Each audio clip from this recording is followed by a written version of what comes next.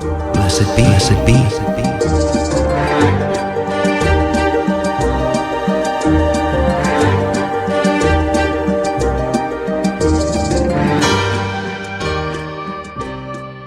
So I've had some requests for some practical money and prosperity magic, and I would love to help you out with that.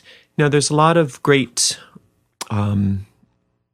money spells that you can find all over the place. There's books and websites and stuff that'll give you all kinds of charms and amulets, and amulets against poverty and charms to attract money, and there's money drawing incense and all kinds of stuff. There's talismans, there's seals, but I'm going to give you one type of prosperity magic that I find to be universally effective. You don't have to hope that this will work; it will work.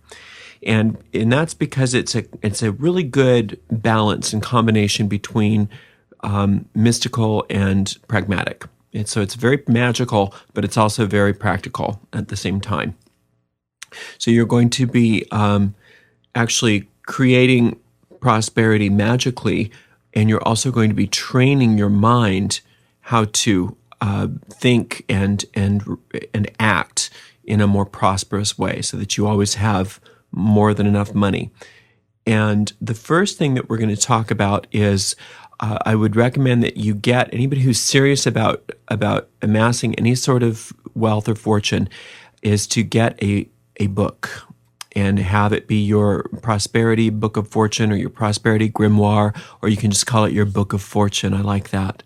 And so it's like a book of shadows, but this is dedicated exclusively to prosperity and money.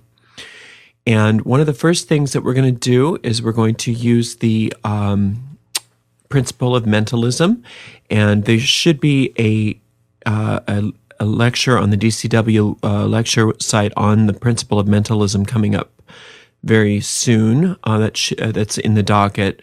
But here's how you use this principle for money, real practically. You're going to, I learned this technique a long time ago, and it's been used by people like Leonard Orr. Talked about this technique back in the 70s, and I've heard more recently people like George L. Presley and those kinds of guys use a similar technique, even though they all say that it's theirs. And it's not. It's a very old technique. You're actually using the power of the written word to, first of all, start to rid yourself of any limiting thoughts and beliefs about money. So you're going to take a clean sheet of paper in your book of fortune, and you can draw a line down the center, or you can actually open up the book so that you have a clean sheet of paper on the left and a clean sheet of paper on the right. And that's what I like to do because there's more room to write. Anyway, whichever one you want. On one side, you can choose whether it's left or right. I use left, and then you're gonna write down all of your what's going on with you financially, what your fears are, what your hopes are, even anything good, whatever's actually going on. You're just going to list it. So I never have enough money. I always have, every time I get ahead, there's some major expense comes and wipes me out again. I can never seem to get all my bills paid. I'm in debt. I'm, $50,000 worth of credit card debt, whatever it is, you just list all those things. And you don't have to list them all, but you can do this a little bit every day. But I would do about a page worth a day, just listing your reality about money on the one side of the page. We're saying the left.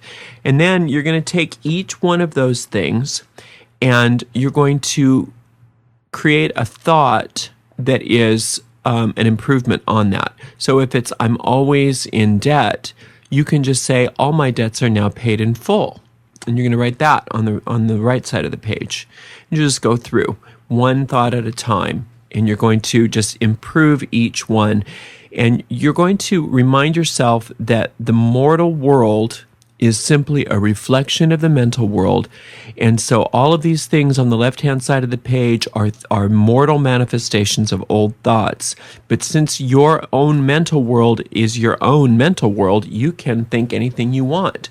So you're not necessarily thinking, okay, now I'm going to create this in the mortal world. That's not the idea here. It's you're just creating it in your own mind, what you would like, how you would like it to be. Don't worry about if it ever comes true or not. Just in your own magical world, this is how money is for you. And you're going to go through each of those thoughts and you're going to change them and improve upon them. And after you've improved upon each of those thoughts on the left-hand side with the better thought on the right-hand side, you just cross out the original thought. You're actually crossing it out. So you're telling your mind, it used to be this, but now it's this. Does that make sense?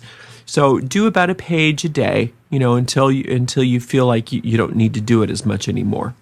Okay, that's the first thing that we're going to do is you're going to be doing those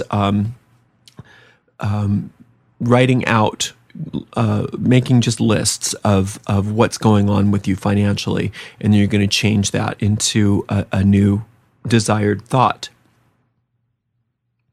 All right, the next thing we're going to do is you're going to, if you have a big enough book that you can separate into a couple sections, you can have one section be for your lists, and then you can have another section be for what you might call your money flow. And what you want to do for at least 30 days, and this might sound like it's a really annoying exercise, but it's really powerful if you're serious about having a fortune.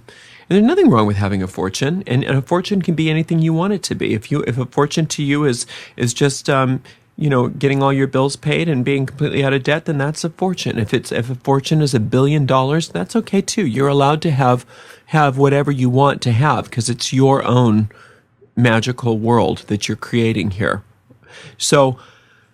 But anyway, so what you're going to do is every time in this book, in this section of your money flow, every day you're going to make an entry, and it can be a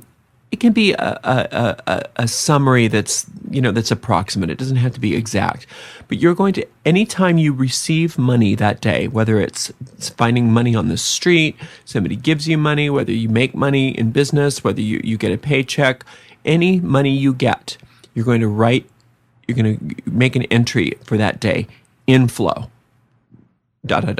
So your inflow, and you're going to say exactly how much money you received that day. If you didn't receive any money that day, just put 0.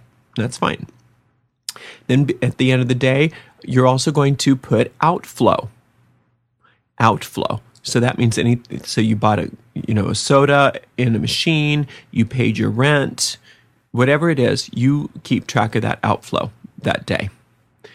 And then you are going to find what the difference is. So if you spent more than you brought in, it's going to be a negative number. So it will be a minus whatever. And if your inflows are greater than your outflows, then it's going to be a positive number. All right. So you're going to keep every day. You're going to make a quick tally, and it shouldn't take you more than a couple minutes. It's not a big long process. But every day you're going to say, I brought in this much.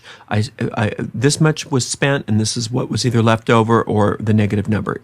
There's no judgment on whether it's a positive or a negative number. It's all fine. You're just going to keep track. All right. And then after about a week or two of doing that, you're going to be able to go back and see what your money flows are like. And that's so important because remember that magic is a conditioning our deep mind and creating change in our world based on the invisible. And so you have to be able to understand what it is that's going on before you know how you're going to change it. So if you don't have any idea what your inflows and your outflows are, you will have no way of changing it. So pretty soon, the whole idea is that you want an average of something left over between the inflows and the outflows. You want to have a little bit of extra. That's what fortune is. Fortune is extra. So, so your wealth is your extra, and what you can do is once you realize, okay, this is my extra, or I have no extra, I'm in debt. Then it's not so much that you can do something in the mortal world to change that, but you have a way of changing your mind and saying, oh, I see. So I want a little extra. I want more extra. And you can make those choices. You can make those decisions. And then you can create your money magic based on what you actually need, rather than I'm going to, win $7 million in the lotto, which is an okay spell. There's nothing wrong with that. And I'm fine with you doing that. But if you're doing that just arbitrarily pulling a number out of thin air when you don't really know what's going on first, then it's not powerful. Then you're just sort of like, you're flailing in deep waters. Whereas if you know what your inflows and your outflows are, then when you decide to do magic, your magic is based on sound monetary principles within your own life. Hopefully that makes sense. Okay, so those are the two things that I want you to get going on right away. And I haven't even talked about the spells yet. Now, the money spells that I'm going to teach you how to do are not real ooey, and you can make them more witchy if you want to. You can flesh them out to make them a lot more witchy, because these are real, they're not, the spells are not that fun, mystical stuff, The first, there's several different types of variations on a theme, and this spell is to build a fortune. And you can build a fortune with these spells. I promise you it will work. And you can have whatever fortune you want. And this is how we're going to decide what a fortune is for you today. We're going to do everything based on tens. All right? So we're going to base your fortune on cash on hand. Cash on hand. That can mean in the bank. It can mean your checking account, savings account, money market, or actual cash that you have on your person or at home. Not investments, real estate, illiquid, things like that. It's actual cash that you could go and spend today if you wanted to, that your cash is available to you.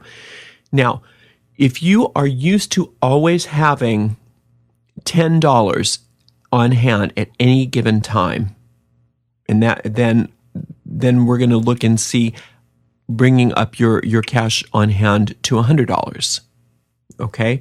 Now, if you're already used to having $100 on hand at any given time, you always have at least $100. Then your next bump up is going to be $1,000. We're going to try to get you so that you always have $1,000 on hand, cash on hand. If you already are a person that has $100 all the time, then $1,000 is going to be your goal. If you're a person that always has $1,000 either in the bank or on your person at all times, then your next goal will be $10,000. If you have $10,000, your goal will be $100,000, and so on. If you always have $100,000 in the bank, then your next goal is going to be having $1 million. $1 million. Now, if you have $1 million extra, just hanging around, not including investments, then your next goal is going to be 100 million. If you've got 100 million, then your next goal is going to be $1 billion. And if you've got $1 billion hanging around, you don't even need to be doing any more of these spells. Now, if $10 is a stretch for you, then maybe you're the person that always has $1, right? If you don't have $1, I'm sure you always have a penny. If you always have a penny, then your next goal will be $1. If you always have $1, your next goal will be $10. Does that make sense? So start with where you are, and then create your spell on the next rung up the fortune ladder to be where your goal is. And then once you're there, then you can shoot for the next goal. Okay? And it's all good. There's no right or wrong. Nobody's better or worse than anybody else, depending on how much money you have. But wherever you are, you're going to go for the next goal. Okay.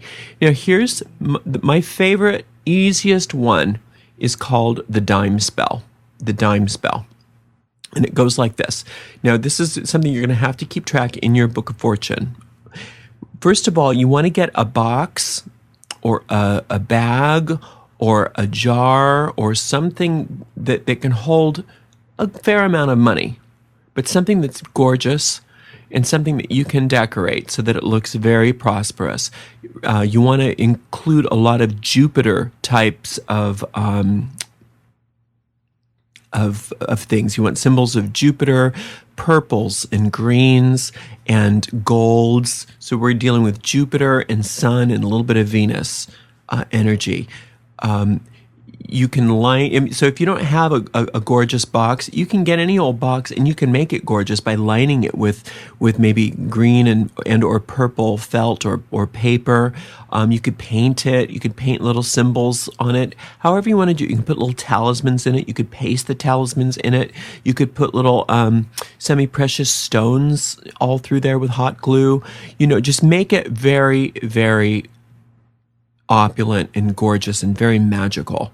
And then you will want to consecrate this according to, just how you know how to consecrate things. You want to consecrate your box or your bag or whatever it is. I like to use a box. Okay, once you've got your money box, this is a basic money box. There's a lot of different money box spells, but we're doing the dime money box spell at this moment here. Okay, and so what you're going to do is this is something that you're going to do every single day until you reach your goal. So, like I said, if you always have $10 on hand, your next goal is 100. So you're going to do this spell every day until you get $100 in that box. Okay, and this is how it goes. You start it on a new moon if possible. If not, just start it whenever you want to. But if you can, start it on a new moon. You're going to put a dime in the box. You're going to write that down, day 1, 10 cents. And then you're going to put the total in the box. So day 1 is going to be 10 cents is what you put in, and then the total is 10 cents. Every single day, you're going to put the same amount that you put in the day before plus another dime. So the next day, you're going to put in 20 cents. So you're going to put day 2, deposited 20 cents, total 30 cents. Does that make sense? So you start off with 1 dime on day 1. And you make a note of it, of what you put in and what the total is. The next day, you put the same amount that you put in the day before plus 1 dime. And then the day after that, day 3, you're going to put in that 30 cents plus another dime. So day 3, you're going to have 40 cents that's going in there. Does that make sense? So every day you put in the same amount that you did the day before plus 1 dime, and you keep track of what you put in plus how much is the total in that box. Now and then you're going to keep doing that every single day until you hit your goal. If your goal is $100, great. If your goal is $1,000, great. You're going to keep doing it. Okay, now let's talk about this spell. This is the dime spell, but you could easily have it be, if you're already somebody that has more money than that, you could easily do this as the dollar spell. You could start in with $1, and then the next day you put in $2, and the next day you put in $3, and you keep putting another dollar in, keeping track of how much is in there. So every day you put in how much, whatever it was that you put in the day before, plus 1 more of whatever your denomination is. If 10 cents is too big of a deal for you, then you can do this as the penny spell. And that's fine too. That's fine too. Okay, so now here's how it goes. You're going to keep this up every day until you get your goal. Now, if there's ever any time, because this always has to be with extra money. You don't use your rent money for this. You don't use your food money for this. You don't struggle to have this happen. The moment that you can't use this you cannot find extra money to put in this box, then you start over at the beginning again. So if you're on the dime spell and say you're up to, $20 a day, and that's too much for you, then you just say, oops, this is too much for me. You make a note of what that is in your book. You draw a line in red saying, I maxed out at $20. This is too much for me. And I started over again at 10 cents. And you start over again at 10 cents and you do the whole thing again and see if you can't get past your $20 comfort zone next time. Just make it into a game. Pretty soon you're going to have your goal amount in there. And then you'll start again with your next goal amount. So once you have your $100, then you're going to start again your spell over again, and then you're going to try for 1,000, et cetera, et cetera, et cetera, et cetera. I hope this makes some sense. I hope this doesn't sound too complicated. So here's a couple tips for the dime spell or the penny spell, especially those spells that you're using change.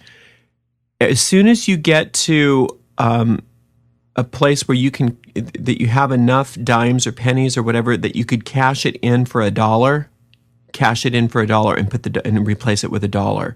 Because that way, if you take 10 dimes to the bank and say, "Can I have $1?" they're not going to charge you. But if you bring in a ton of coins and you have to roll it up, they're going to charge you to change those dimes in, and you don't want to do that. So if you have to, so I would cash in your change for paper money as soon as possible as you go, and then cash in your lower denomination bills for higher denomination bills as you go. Does that make sense? So keep that up until you get to your goal. And then say you've gotten to this is what will happen is as you do this, you're going to notice that your income increases and your extra money that's available to you increases. So you're not just saving to get to $100. You are causing a huge mystical transaction in the universe to where you are upgrading your ability to have extra money. So remember, you have to be really clear that the only money you use on these boxes is extra money. You're not going to struggle with it. If you struggle with it, that's wonderful. You make note of it in your book. This is where I struggled and I had to start over again. And that's wonderful. And then you start over again and you see if by the time you get to that point the next time, if it isn't easier, and you keep going. So if you did the dime spell and then you got to $100, then you know your next one's going to be $1,000. Probably, not necessarily, but probably, your ability to have extra money has been so upgraded that you could easily start this out as a dollar spell instead of a dime spell. And you'll be able to get to your $1,000 using the dollar version of it rather than the dime version. Hopefully that makes some sense. Now, there is another version of this spell, and it's much, in my opinion, more difficult. And it's the penny. It's a different kind of penny spell. And this is one where you double what you put in the box every day. So one day you're going to put in 1 penny. The next day you're going to put in whatever was in yesterday plus double that. So you're going to put in a penny plus 2 pennies. Then the next day you're going to put in those same 2 pennies plus 4 pennies. And then the next day you're going to put in those 4 pennies. And you're going to put in 8 pennies on top of that. Then the next day you're going to put in those 8 pennies and you're going to put in 16 pennies. And the next day you're going to put, and on and on and on and on. That sounds real easy, but after a while you have to be putting $20 in and then $40 in and then and it gets more challenging much more quickly than the dime spell or the dollar spell, where you're just putting in another version, another piece of the same denomination every day. But if you could theoretically, you could get a couple $1 million in that box within a month if you kept doubling it. But again, this is just an exercise in a way, because what you're doing, if you wanted to do that version of it, is remember, as soon as it becomes uncomfortable or it becomes a strain, then you have to start over again. And then you try to break through what your comfort level was of what was extra money the next time around. So you can do that too. It's a lot faster to get up to the larger denominations than doing the dime spell or the dollar spell or the penny spell using the other method that we talked about earlier. But the doubling spell is almost always done with pennies, and you double it every day. You double your denomination every day. But both types of those spells, remember, you put in the same amount that you put in the day before plus whatever the new amount was. So this is a very interesting spell in that you will notice most people that do this regularly get results, financial results, far out. I mean, surpassing whatever the wildest dreams. It's more than just amassing wealth in that box, right? Now, some people say that you should never, ever, ever spend the money in that box. I don't agree with that. Your goal is to hit a specific number. Your goal is to hit a specific number with the purpose of that's what you always have on hand. So if your goal was to hit $100, the idea was you're hitting $100 not just for the sake of the $100, but just so that you're always in your life, you always have at least $100 cash available to you.